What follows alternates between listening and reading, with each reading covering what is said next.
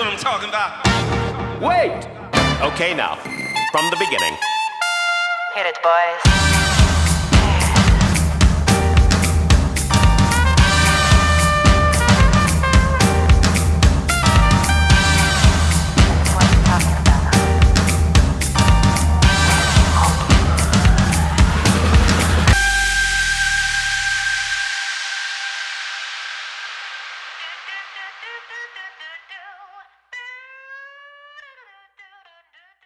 Hey everyone, welcome into The Arena, a Multiplatform Gaming News Podcast. This is episode 118. I'm your host, Expat, along with my co-hosts, Burley of Burleyman Gaming and Turn-Based Carl. How you guys doing? How was your week? Burley, how was yours? My week was good, but it was a little stressful. It made all my facial hair disappear. Yeah. Yeah, it just fell out from all the stress, right? Yes. All the stress from work. No, I unfortunately decided I got a new trimmer for Christmas. Beard was getting a little thick and I wanted to trim and make it nice. And then started trimming in one area, and then it was really short and would look really bad. So I was like, okay, let's just shave it off, start anew, wait for it to regrow. Yeah. So yeah, Carl, he doesn't care about trimmers. Yeah. How was your week, Carl? I have the lazy dad growth here. Where I just kind of like, I use the clippers that I use on my head. Yeah. I'll shorten it up so it's not like getting really out of control. Yeah, and that's I can sometimes skip shaving, but you get away with it sometimes. For all of you listeners on podcast services that listen to our episodes, of course you can't see what they're talking about, but all of you video viewers, yes, you can. And I just want to say, because my camera is on the top of my 4K monitor here, so my camera is a little bit distant in regards to like Burley and Carl's webcams and all, so you can't see my ugly mug's face, or as close up as you can see Burley and Carl's face. So in that sense, I'm a little bit happy, but can't see all my beautiful grays in my beard, inside of my head. Oh, sorry, here. All right, we got a great show for you. So we're going to be talking about the Xbox Developer Direct, which is coming in another couple of weeks. We're going to talk about that. Also, the 26th annual DICE Awards, the nominees were announced. We're gonna just generally talk about that a little bit as well. The Division developer basically saying that trophies are bad for gaming. Are trophies or achievements bad for gaming? We're going to talk about that. And then our topic of the show, we're going to be talking about Persona coming to Xbox and how that's really pumped a lot of extra life into the Xbox platform, especially with Game Pass, it being on Game Pass, and with, of course, the Persona 3 Portable and Persona 4 Golden actually coming to Game Pass as well. So we'll be talking about that. And, of course, the games that are going to be released this coming week from January 16th through the 22nd. Our picks of the week, we'll be talking about those. And we're going to be talking about the games that we've been playing this past week. But before we do that, here's a brief word about where you can find the podcast. Before the crew discuss what they have been playing, this episode of The Arena, a Multiplatform Gaming News Podcast, in audio and video formats, will be going to Patreon in early access for one day after being recorded. So if you would like to support the show and become a patron at the entry tier 1 level at $1 per month and get early access to every episode in audio and video formats, exclusive post-show content in video format when recorded, as well as watch or listen ad-free, please visit patreon.com/thearena_podcast for further details. Weekly on Sundays, the podcast will be uploaded to all free podcast services, where you can find us on any podcast app for iOS or Android, and in video format on our YouTube channel, The Arena Productions. For the audio version, just download your favorite podcast app and search for The Arena, a Multiplatform Gaming News Podcast. Subscribe, follow us, post a review, and leave us questions, comments, and feedback if you like, if that feature is available there, and spread the word about the podcast. We also have a Discord called The Arena Podcast, where you can join and chat with the Arena Podcast community, and the podcast audio website is at thearenapodcast.podbean.com, where you can follow us and leave questions and comments as well. For all information regarding the podcast and our entertainment and pop culture related content, along with our blog and forums, visit the official website of The Arena Productions at www.thearenaproductions.com. Finally, you can also follow us on Twitter at The Arena, AMPGNP, as well as on Instagram at The Arena_podcast. Now, back to the show. Okay, guys, I'm going to defer to Carl and Burley with all the content that we were doing this week, because January's starting to pick up. The morning show, of course, started, and of course you can check that out Monday through Friday at 6:30 a.m. Eastern Standard Time. We started that up again, so I've been really busy with all the content stuff here on YouTube and on Patreon. So I didn't get a chance to play anything. Hopefully I will this week. I want to continue with the Plague Tale Requiem, but I'll go ahead and let you run with it, Carl, first. Before we get to what Burley's been playing, what did you think of A Plague Tale Requiem? Yes, I finished it last night. Yeah, I looked at my stats. It was about 17 hours it took me. Mm-hmm. And I would like to say that I ran through the game at certain points. Of course, maybe if you played this game, you cannot run in a lot of segments. There's a lot of walking segments, a lot of fast walking segments too, where they let you walk a bit faster, or a little bit of a jog. They don't let you full on run. They only let you full on run really when it's a chase scene or you're in the actual regular gameplay where you're allowed to just act normally. I mean, this game, it's very much like a 1.5. It's not a full on we built a new game sequel to this franchise. It's the first game again in a lot of ways. There's I'd say some technical improvements, obviously visuals right here and there. But from a gameplay standpoint, and even mainly structure, it's the same game again. And a lot, you have a couple of new tricks, I'd say, but not much. You really don't. And from that point, I would say then that it's a worse game overall than the first game, because I think the story is not great in this one. I'm not really a fan of the plot where it goes in this. It just feels very contrived in a lot of ways. Yeah. Before you go on, I just want to say that to the point that I am in the game, it seems like the story is the exact same story as the first game. I mean, it's the same idea. Yeah. Same idea. People are after you for whatever reason. Yeah. But I mean, you have more of a goal, right? You're trying to discover more about the macula, and you have somewhere you want to get to that maybe you think can cure Hugo. Yeah. So Carl, just to let people who have not played this game, what is macula?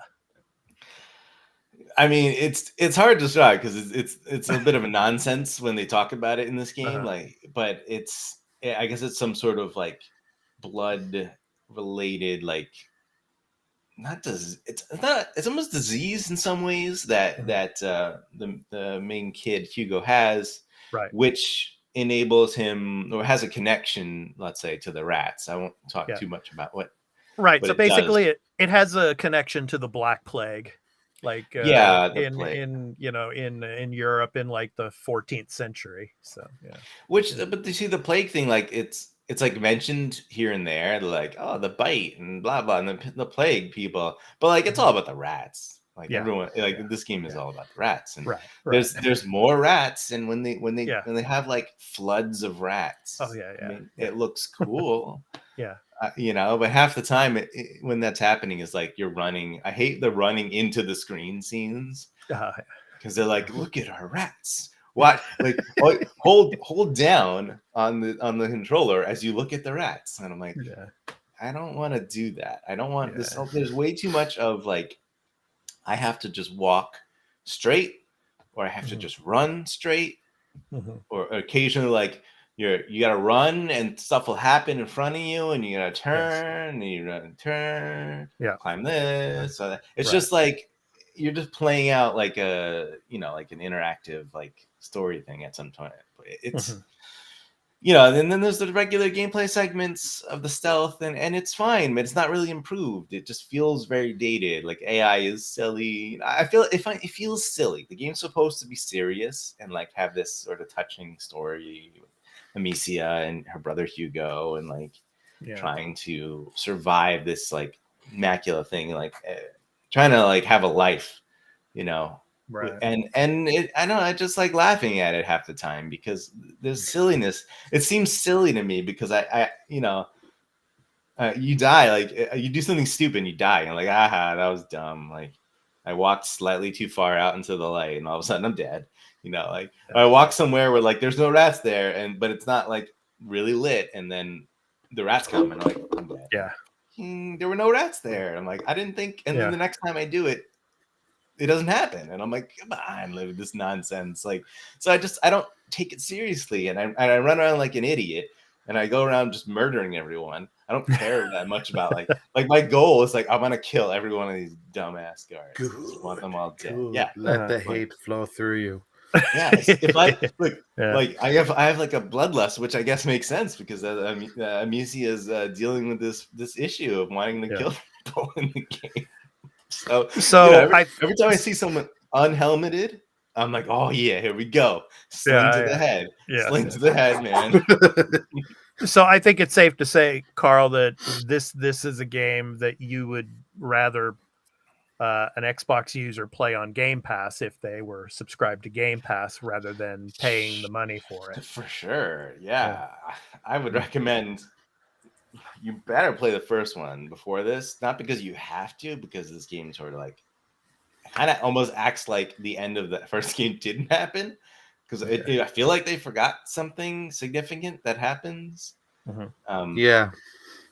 But then I would say that if you didn't play the first game, you're probably gonna duck out of this because it's not early on. It's not that great, and I stuck with it basically because I played the first game, and I'm like, I like the basic gameplay of it when you're in the stealth, and and the rats using the light and everything to move the rats and use the rats to kill people. Like I enjoy that.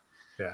The puzzles in this feel mostly lazy when you get to them. They're very simplistic. It's basically just do exactly what it looks like you need to do. Yeah.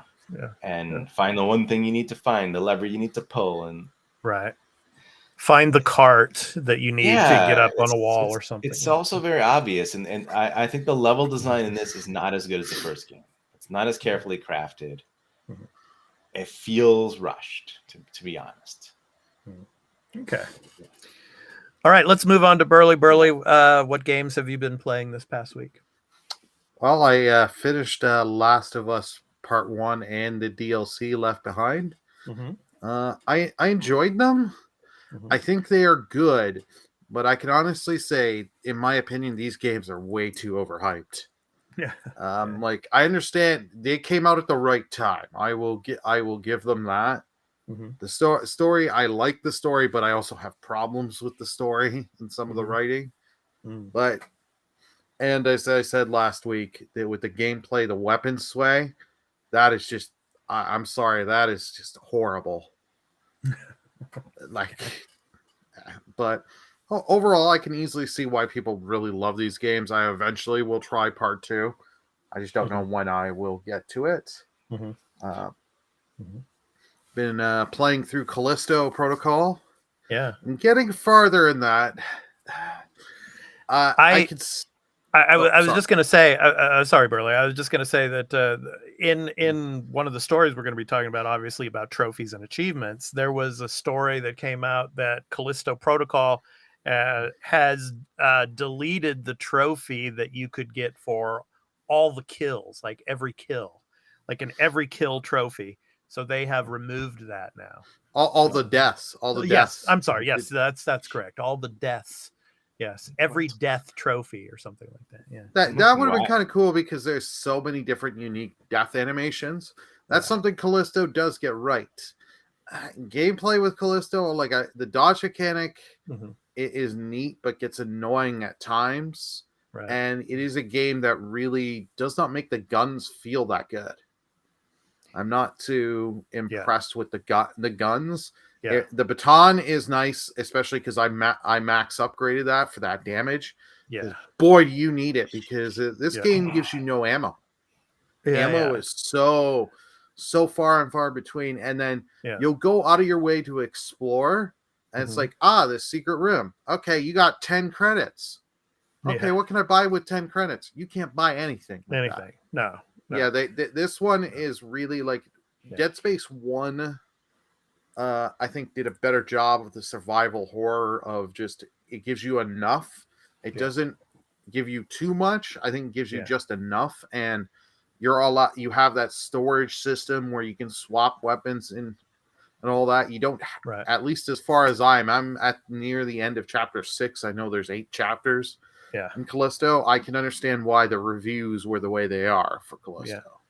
Yeah, and one thing about that baton though, I mean, with the smaller enemies, it's very effective, in the dodging, and then just boom, boom, boom, But with the bosses, with those big bosses, that baton has no effect whatsoever, man. You're gonna find that out later on, but you really, I mean, like you said, there's not much ammo, so you really, really gotta, I mean, even sometimes you have to buy ammo. I mean, because you need it. I mean, you're going to need it, especially towards the end game. You're going to. I've had to buy ammo. Yeah. And then the swapping of the weapon mechanic is horrible. Switching weapons. Like I said, like you need a weapons wheel in this game. You need a weapons wheel. You could have easily mapped all the weapons that I have, at least at this point. I got like 4 different guns. I could just easily, you could have made it one up on the D-pad, get you the pistol. Yep. Right on the D-pad gets you the shotgun. Exactly. Left on the D-pad gets you the machine gun. Isn't that what Dead Space does?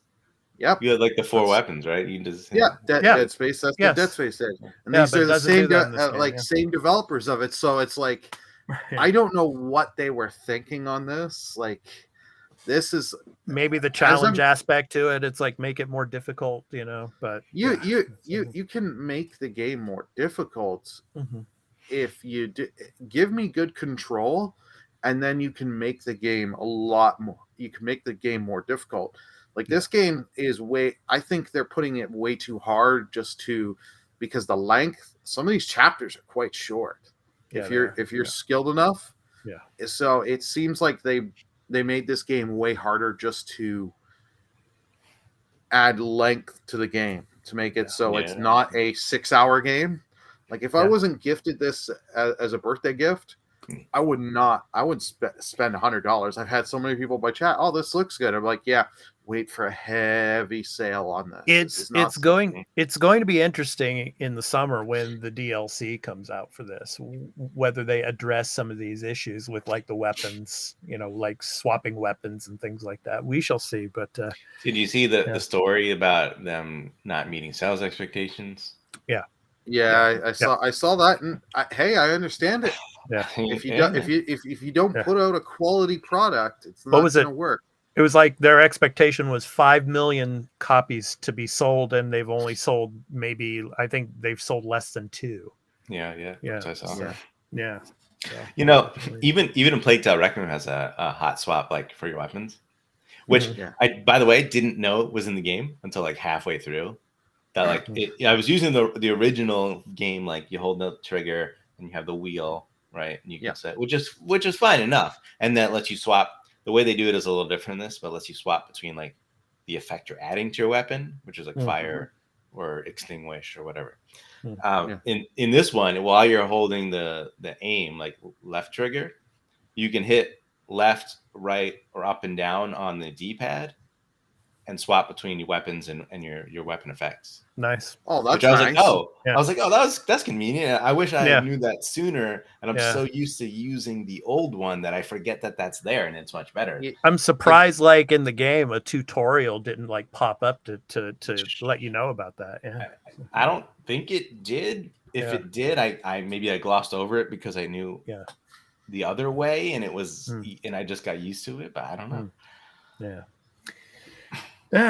Interesting stuff. Well, I'm interested, Burley, to hear your thoughts when you get to the end game. Yeah, because as I said before, you're gonna have some frustrations, I think. But I'm interested to hear what you have to say. So I'm sure I will. That's the yeah. real reason why the beard fell out. Yeah. From the Oh, frustration. So you might need that trimmer a lot, man. You might be shaving a lot in the next few weeks. Who knows? If you Go play bald next week's episode. If Go you're ahead, playing Carl. Plague Tale Requiem and you do want to get through it a little quicker, fully upgrade your crossbow first, because it lets you. The last upgrade lets you pick up the bolts from the dead bodies. Oh, good. Which is basically infinite ammo if you're careful, and it's one hit kills pretty much for almost anything. So yeah, I mean, I'm still mine when I do go back to that game. I'm still early, and I mean, I'm on chapter 4 as I was last week. But I mean, what's been frustrating about the game is you pick up a knife and then you kill an enemy with a knife, and it's just one use of that and knife shatters. You can't. That's and that's like The Last of Us, which I get what they're doing with that, because the game, you're not supposed to one hit kill people, so that's why like the crossbow thing is like really, really powerful. You shouldn't have the ability to just use it willy-nilly. But the knives, which is another thing that's annoying to me, is that like I feel like you should never ever use them on enemies, because there's like these boxes, these like sort of carts, these fancy carts that you can use the knife to open, and it breaks your knife. And there's usually tools in there for your upgrades and whatnot. Like so like if you want to get your upgrades and stuff, you want to make sure you have knives available for that. And there's not a lot of knives in the game. Yeah, but they're usually, but from what I've seen so far is there was this one area in the castle I go to, and you have to, there's like a box like that, and there's just by chance there was a knife like nearby, and luckily I think maybe and use it. On the early time they did that on purpose, so you would like get to experience that, because later in the game, like, I don't have a knife. I haven't seen a knife in a long time. Like, this is that's annoying. Yeah, like I want to open these, but whatever. Yeah. All right, so it's time to get to our weekly news beat. So our first story, of course, Xbox is going to be doing their own. It's called a Developers Direct. Developer Direct. So Xbox and Bethesda Developer Direct. We're going to talk about how to watch it and what to expect. So I'm going to go ahead and read a little bit of this for you. This is from Digital Trends. So Microsoft has confirmed the rumors that it will be holding a game showcase later this month called a Developer Direct. And this live stream will take place on January 25th and feature updates on Xbox Game Studios and Bethesda games launching over the next few months, like Redfall. So you can see it obviously on Wednesday, January 25th at 3 p.m. Eastern Time and 12 p.m. Pacific Time. And you can see it on Xbox's Twitch and YouTube channel, as well as on Bethesda's Twitch channel and Bethesda's Softworks YouTube channel. So kind of what we're going to be able to expect. So in the Xbox Wire post announcing the event, they talked about a little bit of what's going to happen with Redfall, Forza Motorsport, Minecraft Legends, and the Elder Scroll Online. So for Redfall, Bethesda teases that players will see, quote, several minutes of gameplay, end quote, from both the game's single player and multiplayer modes. And will, quote, learn more about combat, customization, bosses, the open world, and more, end quote. For Forza Motorsport, the announcement post simply says that Turn 10 Studios will, quote, share more gameplay and exciting new details. Mojang Studios and Blackbird Interactive's Minecraft Legends will also get, quote, exclusive gameplay footage. So ZeniMax Online Studios, The Elder Scrolls Online will show up at the event, as the Xbox Wire post teased that we'll learn more about, quote, 2023's major chapter update, including the latest regions of Tamriel to become playable in Elder Scrolls Online, as well as a major new feature coming in the game's biggest update this year, end quote. So, I don't know. What do you think, guys? Carl, I think we're going to be seeing a lot of Redfall, and hopefully we'll get a release date. What do you think? I'll start with you. Yeah. Release date is supposedly out there as May 2nd. We'll see if that comes true.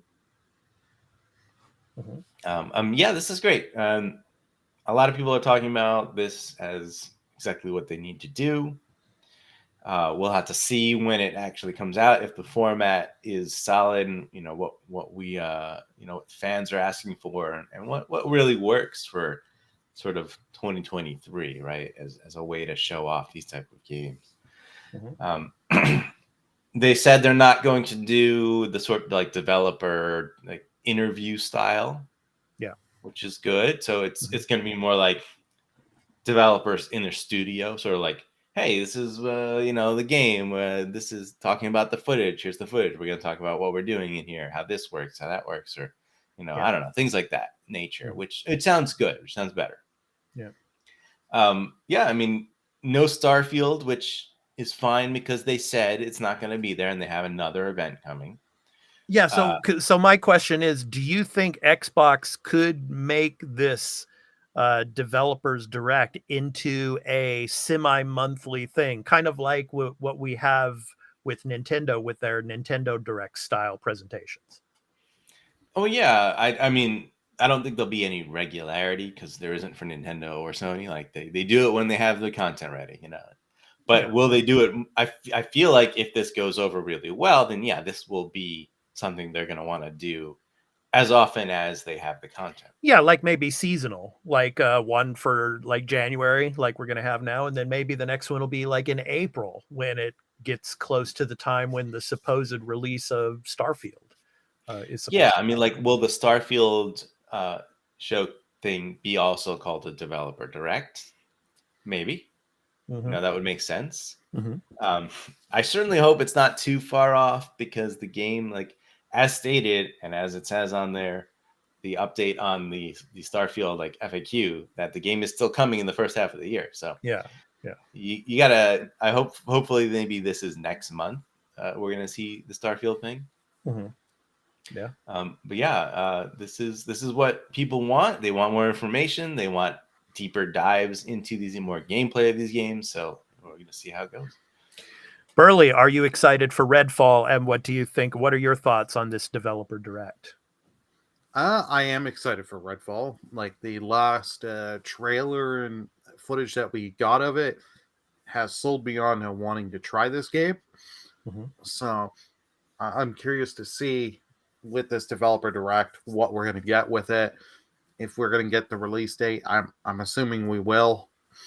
And I could see. I'm excited for the developer direct overall. It's nice to see them have their own kind of thing and see how often we're going to get them throughout the year. Yeah, I'm excited for Redfall too, but I'm more excited for Starfield. Obviously, I'm kind of bummed that it's not going to be at this developer direct, but I mean, I can wait a couple more months, I guess. Hopefully not a couple. Well, I mean, January, February, March, maybe like March, and then we'll get a release date for it or something like that. But to be honest, if they wait till March, people are gonna be mad. People are gonna be on the internet going like, "Where's Starfield? Where's Starfield? Give me Starfield!" People are still already upset that they delayed it because it was supposed to come out last year. Yeah, right. You're never gonna win on that. So, like, I wouldn't be surprised, like Expat said, March, if they wait till then. Yeah, weirdly, I'm more excited to see Forza Motorsport in this event for what's there, right? Than Redfall, just because I feel like I know what Redfall is. I know there's like a lot of misunderstanding maybe of like what Redfall is, but like I get it. Like it's an arcade game. It's a little bit more open world, right? Yeah. It's got co-op. Like I get the idea of it. I'm sure when I see it, I'm like, yeah, that seems good. I'm not really into shooters that much anyway, and neither am I racing. But like, I've never played a Forza Motorsport. I only played Horizon a little bit, so like I'm curious to see what they do with this longer development time iteration, because more Forza Motorsport used to come out at a more regular pace, but it's been a bunch of years now since the last one, so they've got to have something bigger cooking up. And I at one point did enjoy Gran Turismo like 2. I put a ton of time into that game, so who knows, because I'll have it on Game Pass. Like I'll probably want to give it a shot. I was gonna say, if you like Gran Turismo, you'll like Forza Motorsports. I played the first like first 3, I think it was. of those back in the day, because I knew people that were really into them, and they were quite good.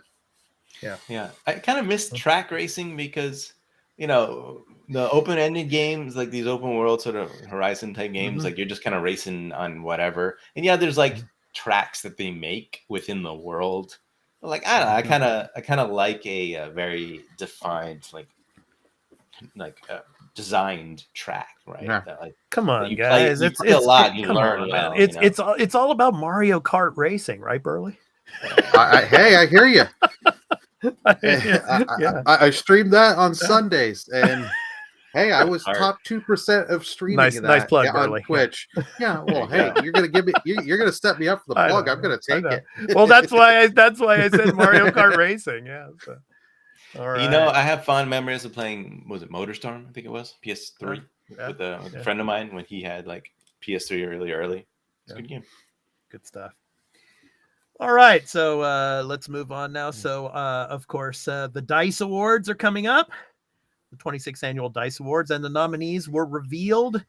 And you can catch the event. It will be hosted on February 23rd on IGN, and it's going to be hosted again, as is pretty much every year, by Kind of Funny's Greg Miller and IGN's own Stella Chung. And, of course, IGN is the official media partner of the event, so you can check it out. So Santa Monica Studios' God of War Ragnarok.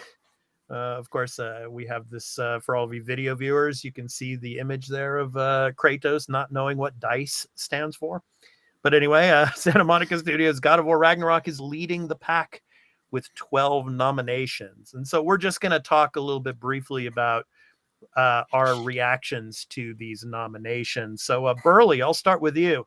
God of War Ragnarok leading the pack. Is that a surprise to you? And not that it's not Elden Ring? No, it's not a surprise to me. Like God of War in the whole gaming year, in the Game Awards, it was in so many categories last year. In that event, and it doesn't surprise me, especially now upon finishing the game, why it's in so many of the categories here in the DICE Awards. I'm hoping to see it win Game of the Year here at DICE, but who knows? Yep. So, Carl, what are your reactions to the nominations? Any surprises or anything for you? Now that I've finished the Plague Tale Requiem, I'd like to say that DICE, you guys got it right. You did not nominate it for Outstanding Achievement in Animation, Art Direction, Character, Story, or Action Game of the Year, Adventure Game of the Year, whatever you want to call it. Yeah. Not in any of those categories, and rightfully so. It is not excellent in any of those things. Although it is there for audio design, which there is good audio design, and I guess music composition. The thing I'm happiest to see on here is all the way down over to Strategy Simulation Game of the Year. You got my boy there, Warhammer 40K Chaos Gate. I knew you were going to say that. I knew you were going to bring up Warhammer. Yeah. Maybe you can eke out a win. Yeah. But no triangle strategy though. Yeah, well, I mean, look, I like Triangle Strategy. I think it's a really good game. Is it an excellent example of strategy RPG? It's a good one because there's elements to it. Like I like the gameplay, but like there's not enough in that game of I think character sort of progression and like build and setting up your character. Yeah, like what I'm talking about. I see you shaking your head. Oh, I know. There needs to be. I agree. I wish there was more of it. I wish there was more options and things. So like, interesting. Like Potion Craft is in that category, and I want to play that game. I have it downloaded. It's on Game Pass. I'm curious about that one. It's competition. Yeah, Potion Craft, Marvel's Midnight Suns, something I've never heard of called. I guess I'm going to say Ixion, and Dwarf Fortress, which apparently is a really highly rated game. So like, I don't know what's going to take that category. Yeah.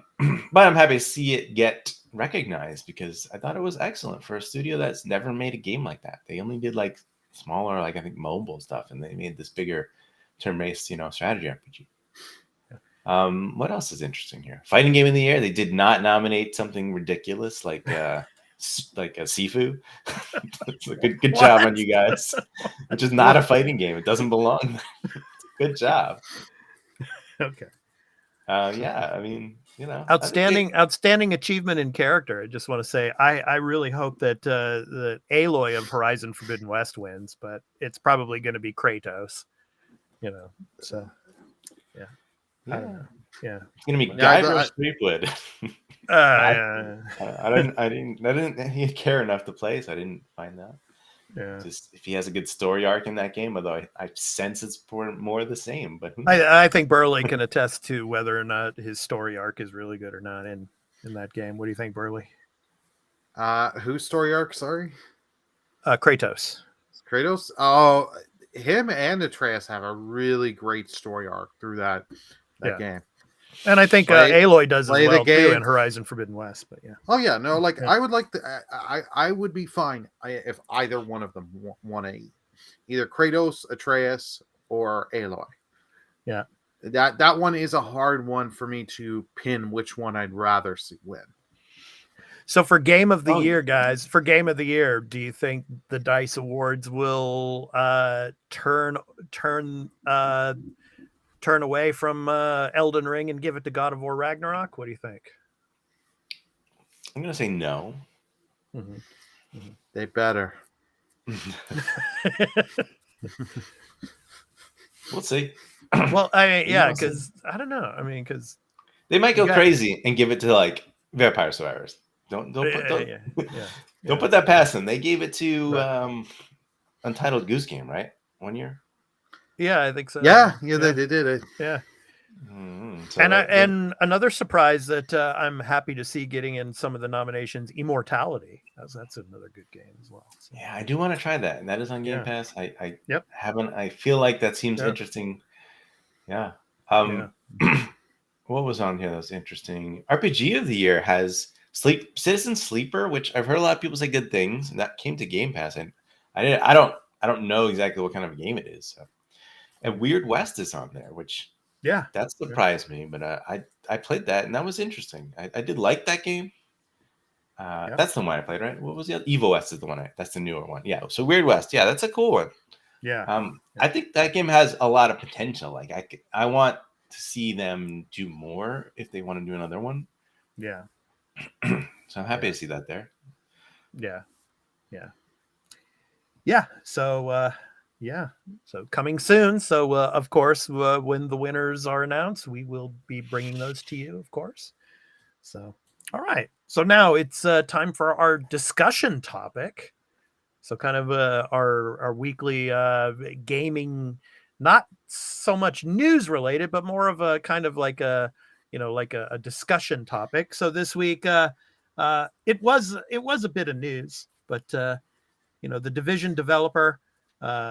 And I'll go ahead and for all you video viewers, I will put the link to the story here from PlayStation Lifestyle. So one of the developers of the Division, his name is Frederick Thylander.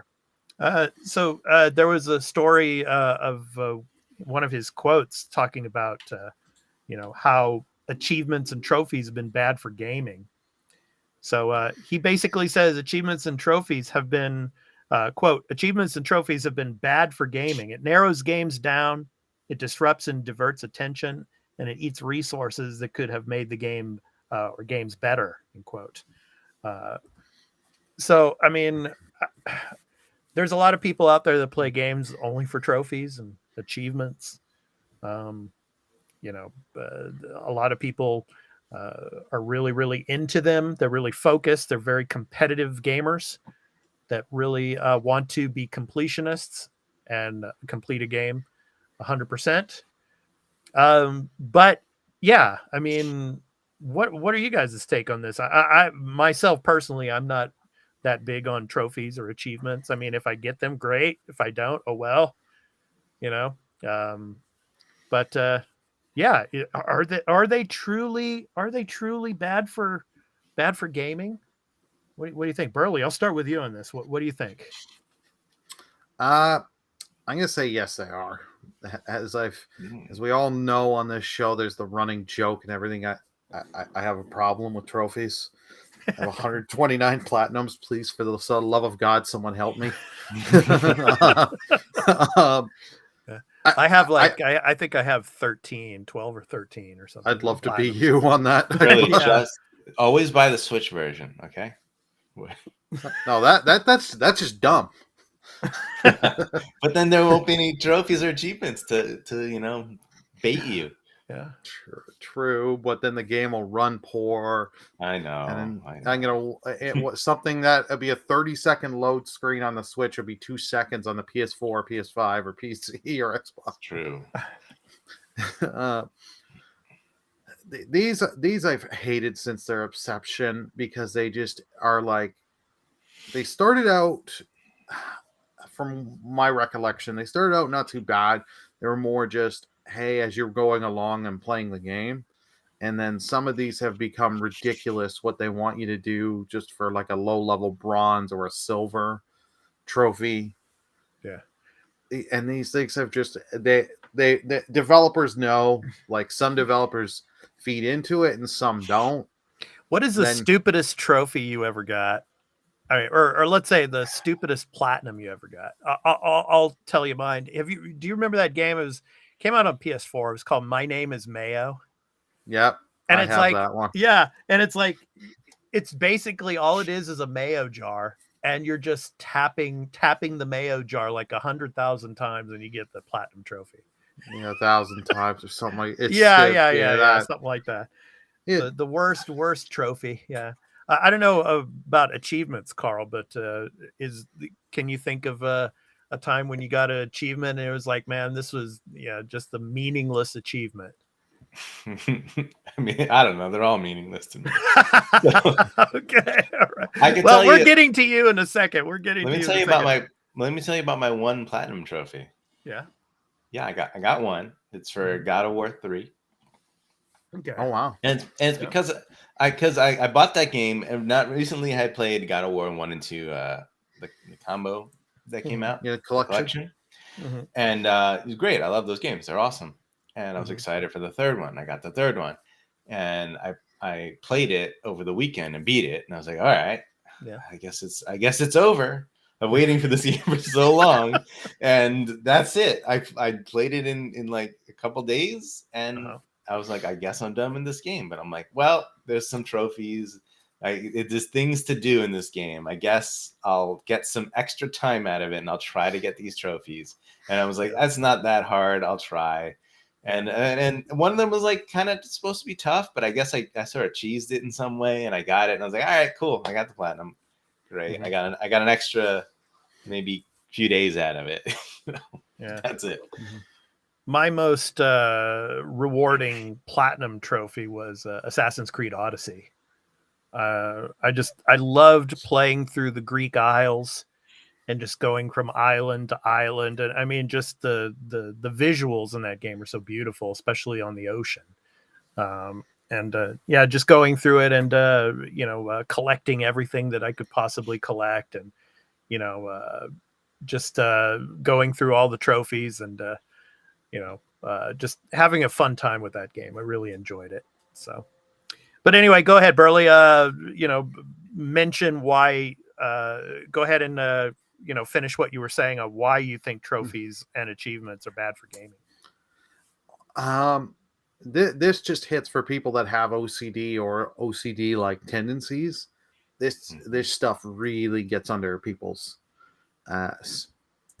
skin, triggering them and being like, oh, I gotta do this. And like I've had it so many times where I've tried to go for a trophy, and it's like I'm sitting there and I'm like, I've wasted an hour of a day, and I'm like, the hell am I doing? I could have made progress in another game, could have done this or that, just for some simple electronic thing that gives me no value. Mm-hmm. It's not like I'm gaining money or anything off this or anything. It's just a stupid little badge to say I've done it. Mm-hmm.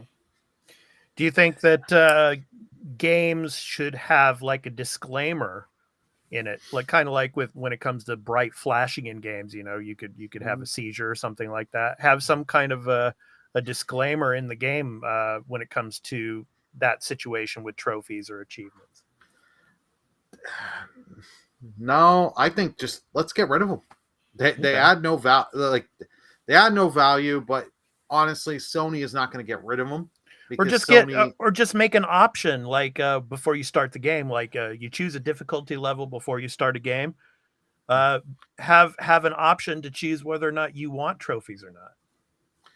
Yeah, you could do that, but I don't think they will, because Sony is wholeheartedly leaning into this with their whole PlayStation Stars, because you need so many trophies to level up to the next ranks. Yeah, it's an embedded part of their system. So Sony ain't gonna get rid of it. Like, Sony won't get rid of it. I could see Microsoft getting rid of it faster than Sony. This stuff I just hate. Like, I wish we would go back to stuff in. I know Nintendo did it in a few other games back, some on the 360 era and the PS3 era. Yeah. When they all didn't have like achievements and trophies, where like if you did stuff in a game, it rewarded you in the game. It was like, oh, you did this little challenge here, for here's 500 extra gold or whatever. Here's this item. Giving you something in the game that actually is like, okay, this could help me out. This actually matters. I want more stuff like that instead of, hey, I got this trophy, and it just shows, hey, I'm willing to spend more of my life doing the same repetitive, restarting, reloading to try and get this. Okay, Carl, what are your thoughts on this? Yeah, you know what? I agree with Riley. I don't like them. I do think they're bad for gaming. I don't think they're terrible. You know, it's not a huge deal. It's not hurting. I mean, it might be hurting some people, like you said, with OCD tendencies, because they want to just maybe enjoy the game, but then they're just being nagged by these trophies. So like, they have that feeling inside that you need to get this done. You need to achieve these things. You need to check all those boxes. But you know, the quote, another quote in that article, where he says he doesn't think that there should be like a one-size-fits-all mandate from the platform holders to make this a reward system. Which is, that makes a lot of sense. Like, that's a big problem is that everyone who puts out a game is like, oh, I gotta have achievements or trophies in my game, and to varying degrees, these developers, you know, either get into it and make interesting trophies and achievements, or make really lazy ones. I mean, you know, why isn't an achievement? I got to chapter 2, like, achievement. I'm like, I'm just playing the game. Like, I'm not doing anything special. Like, stop giving me achievements for shit. What, really? Oh, the worst. Sorry to kind of interrupt. Is the achievements you get / trophies for starting the game? It's like, really? Getting to like chapter 2, fine by me. Like, I can understand that. But like, just starting the game, because there's so many. Like, I think that Deadpool game did it, and like a few others I remember. And it's like, really, I have just turned the dang thing on, and you're gonna give me an achievement because you're trying to get me in and addicted to it. Or like right when you start the game and you're walking down a corridor and you pick up a weapon, and it's like, boom, you picked up a weapon, you know. Wow, And there are things sometimes that I do, and I'm like, that should have been an achievement, and it wasn't. Like, and then I'm like, whatever, I don't care, because it's not important. But I'm like, why? It doesn't. There's no like rhyme or reason as to like why any of these things happen. Like, it seems a lot of arbitrary stuff going on, and they don't. You know, you have an abuse of that system as well with those games that are specifically designed just to give you more achievements and trophies. Which, I mean, that's breaking the whole system, right? Like, isn't the point to be like, I put the time in and effort to get these things, and it's a trophy, as PlayStation names it, like on my wall, like. But now it's more like just, you know, the participation trophies that everybody makes fun of, that your kid gets for like being there, you know, on the team. You know, like, that's nonsense. And so we need to stop that. Maybe someone needs to, one of these platform holders needs to crack down and say, look, you have to justify these in your game. You can't just give them out for anything. You can't just be like, oh, you know, you killed one enemy, achievement, trophy. Like, no, like, that's nonsense. Like, they need to be things that are like, either challenging or time consuming. But again, that's their train of thought. I mean, it's like that's how they get you hooked. They give you that little easy trophy at the beginning, and then it gets harder and more difficult as the game goes on. Yeah, and look, as a developer, if you want to put these type of things in your game, you don't need a trophy or achievement system to do that. You can have your own checklist of things to do in your own game. So like with what this guy's saying is like maybe you shouldn't be forcing your developers to waste their time putting in these things, thinking about like, when do I add an achievement? What part of my story, or what part of my gameplay, or what part of my collectibles? Am I adding collectibles just because now I feel like I need to have this system in my game? Yeah, like don't force them to do that anymore. And then they're having that arbitrary thinking of, okay, what was the last trophy? How long achievement? How long ago was the last one that could have gotten? Yeah, right. Some developers do them well. Like Insomniacs makes theirs pretty easy. They do them. It's basic, and it's just like, here, play the game. You get most of them. Do some of the side content. Do some specific, some skill, not too skill based, and you have them. Mm-hmm. And then you got the developers. Some developers, they make it, we want you to suffer because we had to do this, so you've got to suffer. Yeah. And it's like, freak no. Like Final Fantasy VII Remake is one for me. I loved it. I liked Remake a lot. But the problem is now you've got to do some of these mini games. And it's like, I don't care about doing these gym mini games, doing the stupid button mashing and all that, and that just to get little things, just to get trophies, because it's actually ruined it for me. Because it's like, I want to get the platinum on the PS4 version, then go to the PS5 version, and then play Integrate. I still haven't played the Integrate DLC because this has just ruined it for me. Because it's like, I don't want to do this twice. I just want to do it once on the PS4, auto pop onto the PS5. Yeah. That's the biggest nonsense, by the way. The fact that there's a PS4 set of trophies and a PS5 set of trophies, and you can automatically get them all sometimes. Like with some games, it just boots it over and gives you all of them again, so you have a double set of them. Like, why? Why is it getting rid of that nonsense? Yeah. I was gonna say, Burley, that reminds me of Lost Judgment. It's like when you go into the high school to do like the high school investigations. There's trophies for all of those things, all of those different investigation modes. Yeah, the Judgment games, I'll actually give it to them. They're actually trophies. If you want to get them, they are not just simple little. They coddle you and you get them. You have to work, and that's really those ones are really, we want you to go down every aspect of the game. I haven't done them because it's like, the time that I could do all these investigations, I could beat 5 other games. Right. I do wonder if sorry, go ahead. I was gonna say, I've gotten a little better at the trophy stuff, but every once in a while I will relapse on this stuff. I will admit it.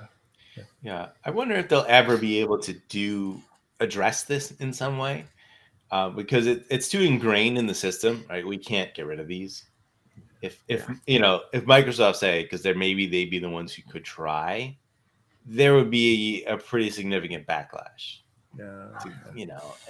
So and all Microsoft those achievement hunters, and Microsoft might be in a better position to change the system because their system is old. And there are a lot of people asking for it to change. So maybe there's a good opportunity for them to, do something that's not just like additive, but sort of transforming it into something that is maybe better for where we are in gaming now. Like, because when this came out a long time ago, and I guess it was just like a cool idea at the time, and now it's become something that has to be there. Just give gamers the option whether they want to pursue trophies or achievements or not. I think give developers the option. Do you want to have these things in your game or not? Yeah, that would be cool, because I don't know if they're forced to, but it almost seems like I don't know if there's any game. I think they're forced to. By some of these lists on some of these games, they are forced to do it, and it's just like you can tell the people that put the effort the people that are just like, fine, we'll just give them basic trophies for you going through our game. And then there's the ones of, okay, we were made to do this, so if you want this, good freaking luck. You need to sit here and suffer and play through everything and do everything. Yeah. It's another advantage that the Nintendo devs have. They don't have to spend time on this. Yeah. Well, remember for a while they had their own system back on the Wii U. Yep, the stickers. The stickers. Nobody had a Wii U, Burley. Nobody had a Wii U. I have one. It's right over there. All right. Well, speaking of some games that you want to put a ton of effort into and put a lot of time into are the Persona games. And that's going to be our topic of the show here. We're going to be talking about that and the Persona factor for Xbox, particularly with Game Pass and all, talking about how especially Persona 5 Royale, and of course now with Persona 3 Portable and Persona 4 Golden coming to the service, it's pumping a lot of life into the Xbox ecosystem. A lot of gamers are getting a chance to play these games for the first time that have only been on the Xbox ecosystem. We're going to be talking about this. But before we get into this, usually we don't give too many shouts out here on the Arena Multiplatform Gaming News Podcast, but I think this is a shout out that I really want to give because this particular content creator is really, really awesome when it comes to content pertaining to the Persona series in general. Her name is Lady Virgilia, and I want all of you to go and check out her content at youtube.com/@LadyVirgilia. She does a lot of content when it comes to Persona.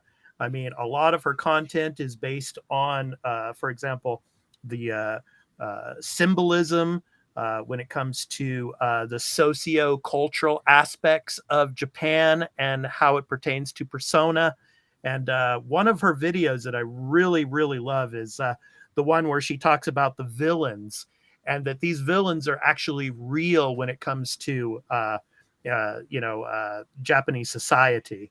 And for example, in the context of the palace rulers in particular, it was an awesome video. And all of her videos are really, really awesome when it comes to the Persona series. And she is also a streamer, and she also plays a Genshin Impact as well on her Twitch channel. So she's an awesome content creator. Please go and check her out. I really recommend her content. So when it comes to especially the Persona series. Good stuff. So anyway, let's talk about Persona, guys. Carl, you just finished Persona 5 Royale yourself. Mm-hmm. And I want to start with you because you're basically on, the Xbox ecosystem. Generally you're an Xbox gamer. So, how has this boosted Game Pass? I mean, in October, it was the #1 addition to Game Pass in 2022, obviously Persona 5 Royale. And most likely the Persona 3 Portable and the Persona 4 Golden games are going to be at the top of Game Pass for this month coming up here in January. So, how do you feel this has affected Xbox in general and particularly Game Pass? Well, it's definitely brought a much needed genre into focus on the Xbox because JRPGs, there are not a lot of them available on the Xbox platform right now. And this is, now that I've played it, in the top tier, upper echelon of JRPGs. It does have another aspect layer, I guess, to it that some of them don't, which is sort of the social simulation sort of I wouldn't say dating sim, but there's aspects to that. It's kind of like that, yeah. There's romance options, but it's not like, it's almost more like you're like Mass Effect type thing, right? Where like you make a couple choices and that's it. Like you focus, and then you basically pick someone. You don't have to do a lot of work for that. Do I want to be Paragon or Renegade here? Nah. No, we don't have that. Not this time. You're a good person, okay? False. But yeah, this is now it's I think there was a lot of buzz around it. They put a lot of advertisement into it, which is great. And now this franchise is it's sort of the effect of like Yakuza, where they put a lot of effort into getting those games onto the franchise, and they talked about onto the platform. They talked about them a lot, and a lot of gamers on the ecosystem of Xbox and in Game Pass went and tried out a bunch of those games and started to really get into that franchise, and that franchise got a huge boost.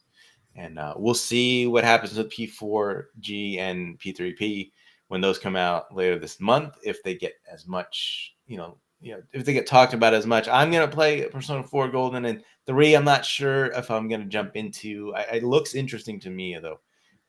The time investment, and also it's an even older game, so it gets harder to go back. But playing, I think it was smart to do Persona 5 first, because that game is so amazing, and it gets you into that world, or that idea, the concepts of Persona. So going into an older one, if you already love it now, like I do from the 5th game, like going back to an older one, you can all right, I can look past the fact that I'm playing a pretty damn old game at this point. That's just kind of like up-res. I think going to Persona 4 Golden, I think, is a good move. I mean, because it's similar in a sense to Persona 5. I mean, you're going to put over 100 hours into this game, and the characters are amazing in that game as well. So, good stuff. So, Burley, what are your thoughts on the Persona series here, and how it is, giving this boost to the Xbox platform? Well, I think it's great, and Microsoft really is gonna be leaning in on this, because they're now without one of the biggest JRPG franchises. They're getting the just random Final Fantasies they're gonna get. You're not gonna get 16. You're not gonna get 7 remake for a while, if ever. So you know what? If you've got Persona 5 became so huge, why not lean into it, get it on Game Pass, and then Persona 4, as you said, it's but it's such a fan favorite game in the series. A lot of people love Golden, so it's nice to see those that didn't have an option to play it.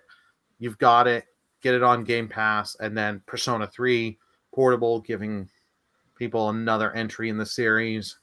Yeah, I remember I played Persona 4 Golden on the Vita, and I mean the Vita was unfortunately, when it came to Sony and for PlayStation, it was so underrepresented.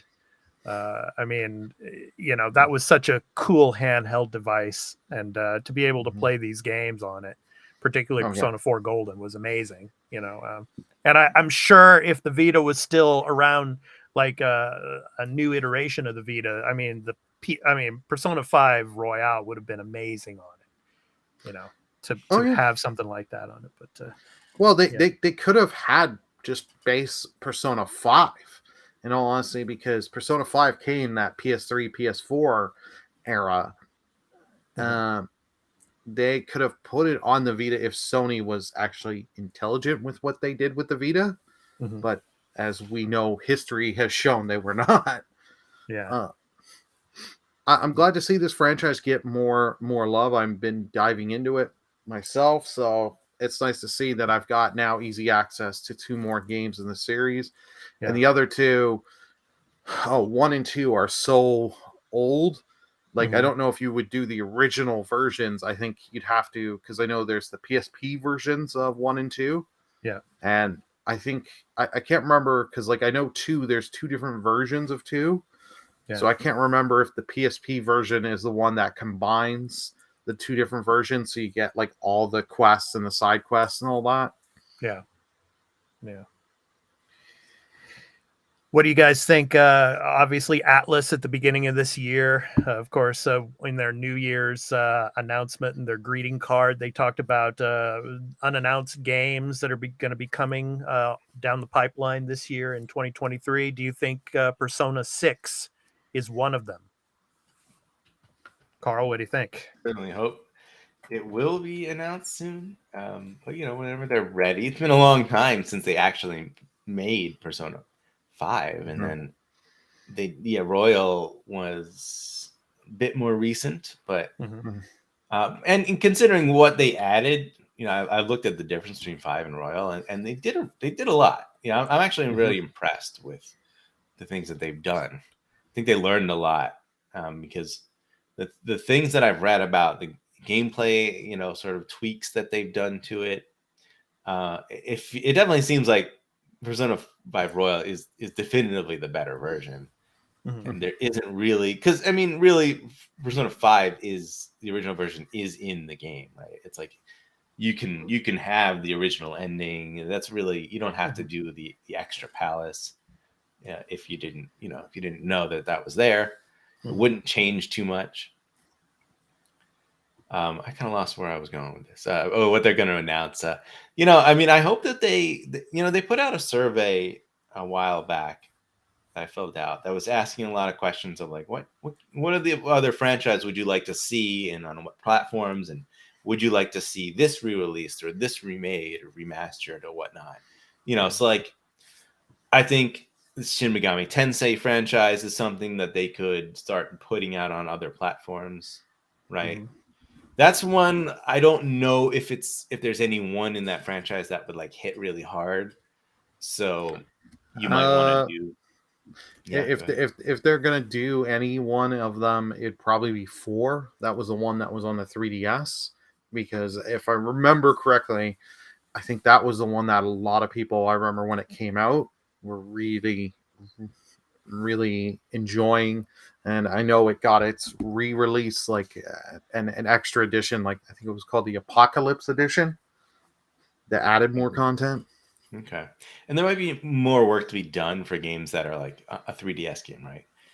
Porting that to something you're going to put on your 65-inch 4K screen, that's rough.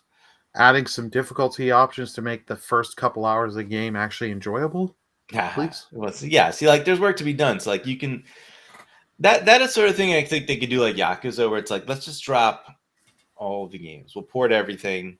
Right, we'll put the franchise out there, and we'll continue to do new entries, everywhere.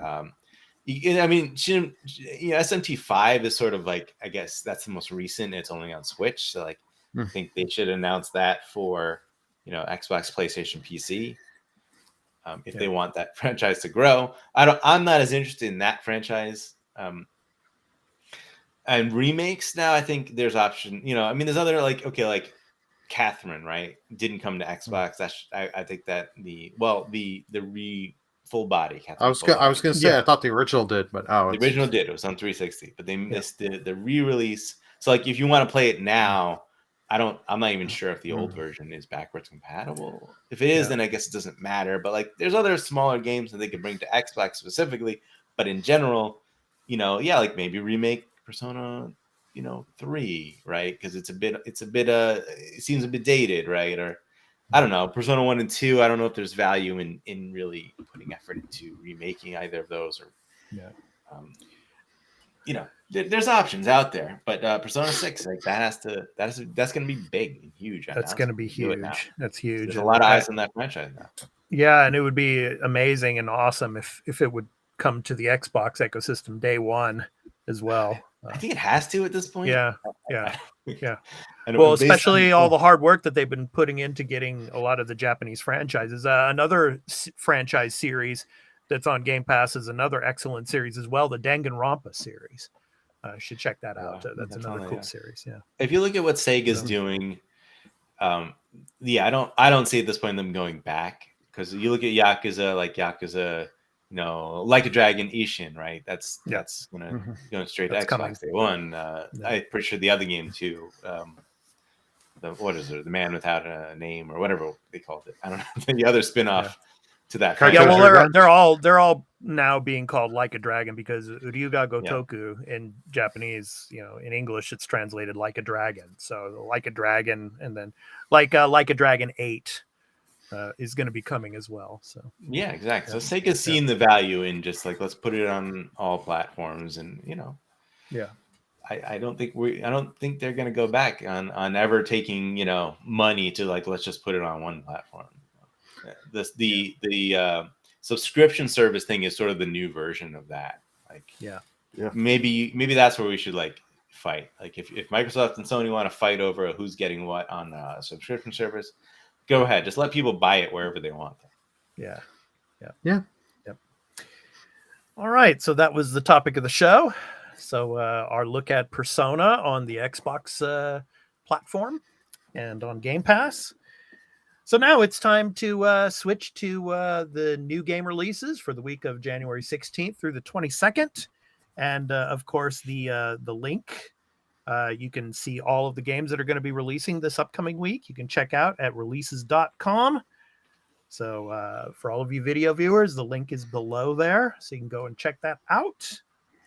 So I am up first because of, obviously, we go each week by alphabetical order per game.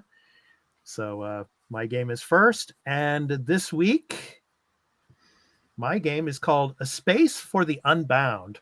High school is ending and the world is ending with it. A Space for the Unbound is a slice of life adventure game with beautiful pixel art set in the late 90s rural Indonesia that tells a story about overcoming anxiety, depression, and the relationship between a boy and a girl with supernatural powers.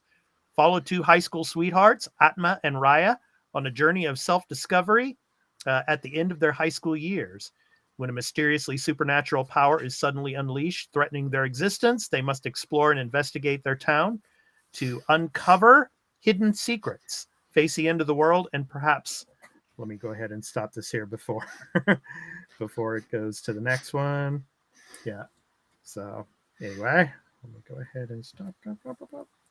So let me go ahead and close that up. So let me continue. So face the end of the world and perhaps learn more about each other. Set in a small town inspired by 90s era rural Indonesia, A Space for the Unbound presents an endearing story-driven experience with a vibrant environment waiting to be explored. It comes out on January 19th for PC, PS4, PS5, Switch, Xbox One, and Xbox Series S and X. Yes. So, good stuff. Okay, Burley, you're up next. What do you got for us? My pick of the week is Fire Emblem Engage. In a war against the Fell Dragon, 4 kingdoms work together with heroes from other worlds to seal away this great evil. 1,000 years later, the seal has weakened and the Fell Dragon is about to reawaken. As a divine dragon, use rich strategies and robust customization to meet your destiny, to collect emblem rings and bring peace back to the continent of Ilios. So it is coming Friday, January 20th to just the Nintendo Switch. Oh, so no Xbox or no PlayStation. Yeah, well, it's first party. It's first party Nintendo. Yeah. You're never gonna get this off Nintendo. Yeah. Let's be honest. This I'm looking forward to. I've seen a lot more. Like this one's not pushing as much of the sim stuff that Three Houses really shoves down you.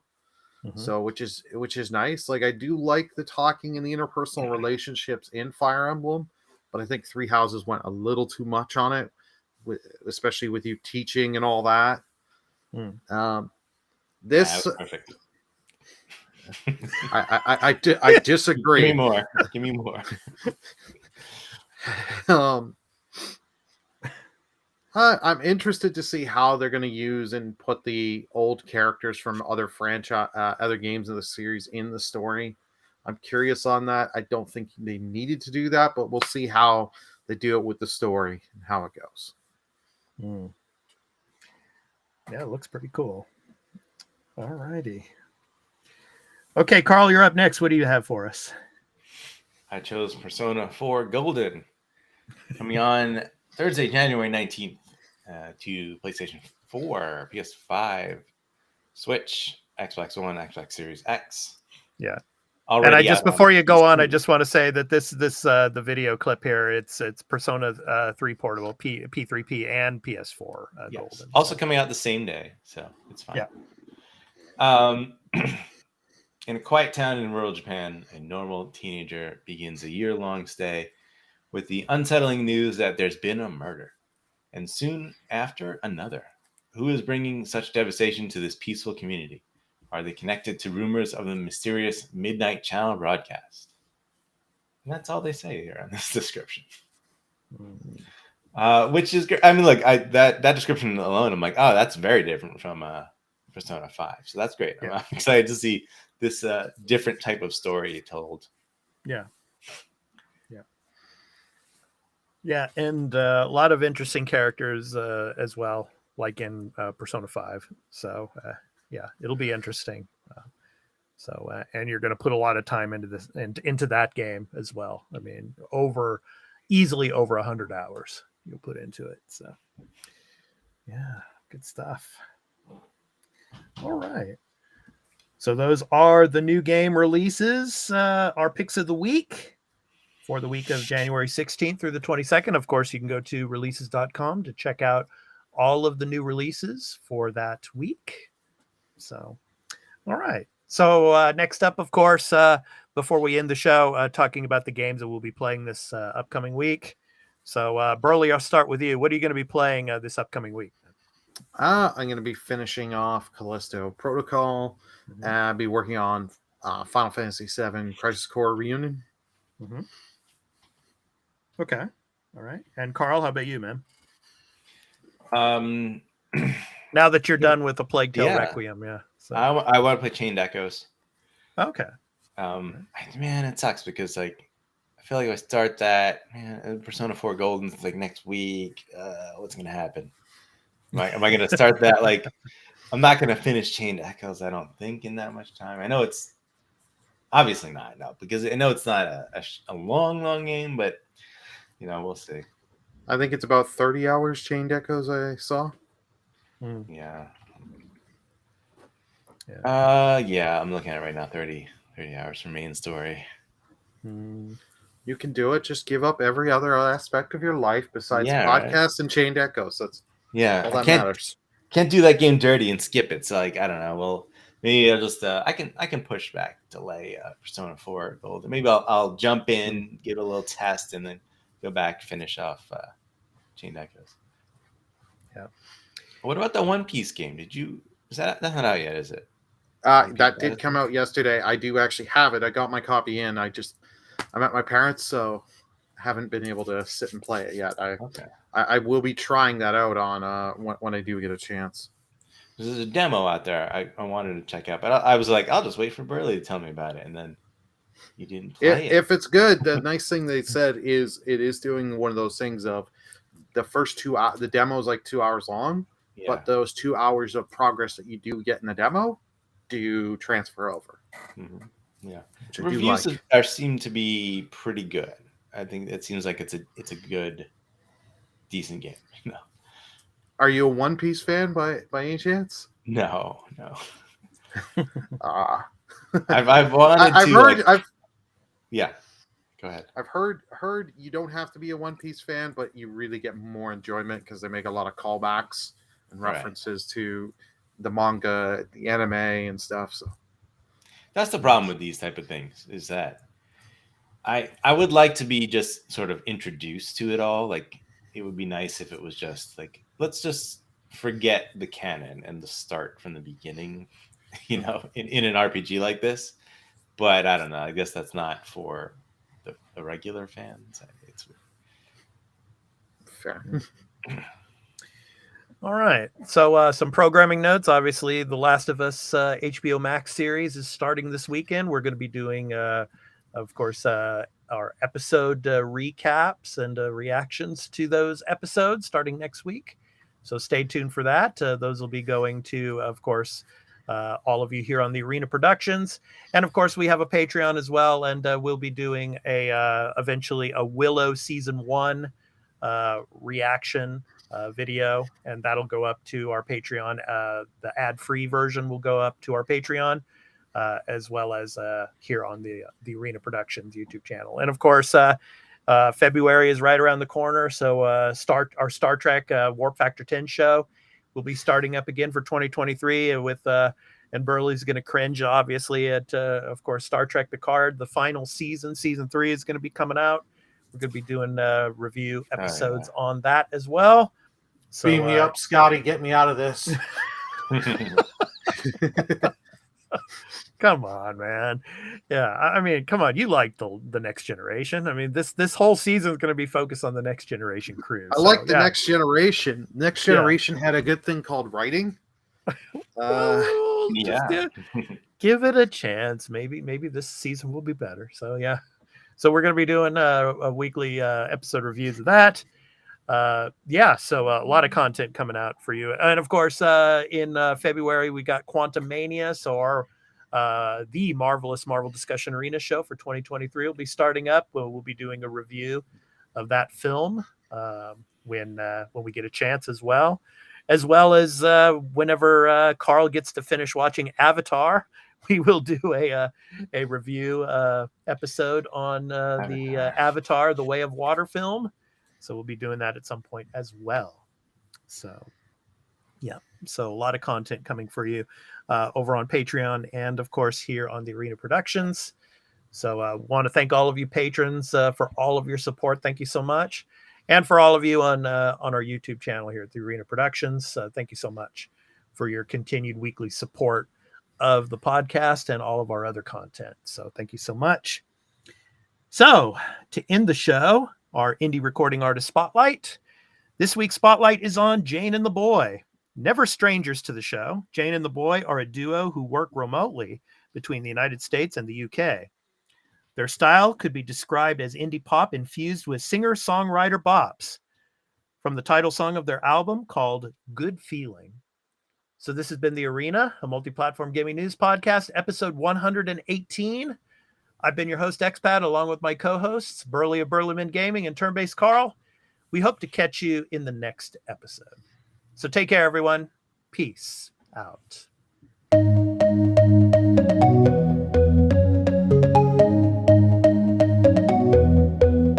Take me home, take me on a ride. I got a good feeling about the colors lighting up your eyes. Take me home, take me to the sky. I got a good feeling. Tell me the only thing you are is mine now.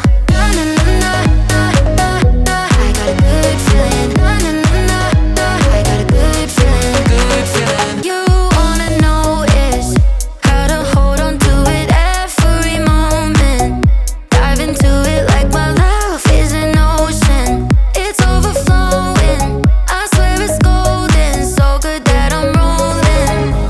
Baby, you make me crazy. I'm seeing roses. Baby, just maybe you save me. Oh, take me home, take me on a ride. I got a good feeling about the colors lighting up your eyes. Take me home, take me to